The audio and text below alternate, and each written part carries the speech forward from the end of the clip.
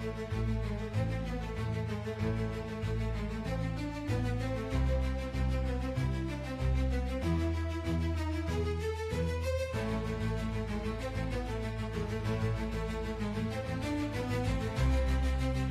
আমাদের কাছে একটা চাইল্ড ম্যারেজের খবর আসে এখানে বিশ্রামগঞ্জ এলাকাতে, থানা এলাকার মধ্যে।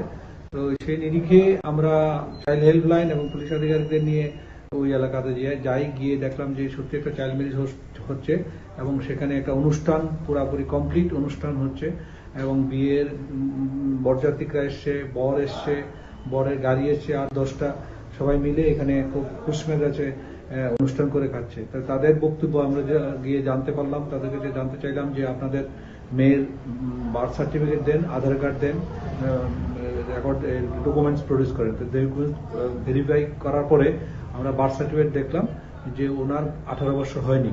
তো সেই নিরিখে আমরা ওনাকে ডিটেইন করে এখানে নিয়ে আসলাম বিশ্রামগঞ্জ থানাতে এবং মেয়েকে সঙ্গে সঙ্গে ওয়ান স্টপ সেন্টারে পাঠিয়ে দিলাম। যেহেতু আমাদের ত্রিপুরা সরকার প্রতিনিয়ত চাইছে যে আমাদের চাইল্ড ম্যারেজ, বিবাহ, বাল্য বিবাহ রোধ করার জন্য আমরা প্রশাসন খুব অ্যাক্টিভ ভাবে জিনিসটা চেষ্টা করছি এবং জনপ্রতিনিধিরা যারা আছে তাদের মাধ্যমে আমরা যাতে জিনিসটা করতে পারি সেই নিরিখে আজকে আমাদের স্পেশাল ড্রাইভ এবং করতে গিয়েছিলাম, যেটা আমরা পেলাম। এখানে আমরা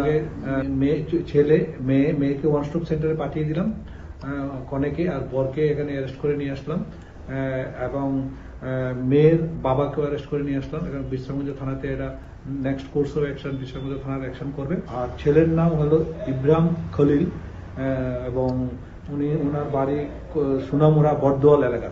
হ্যাঁ,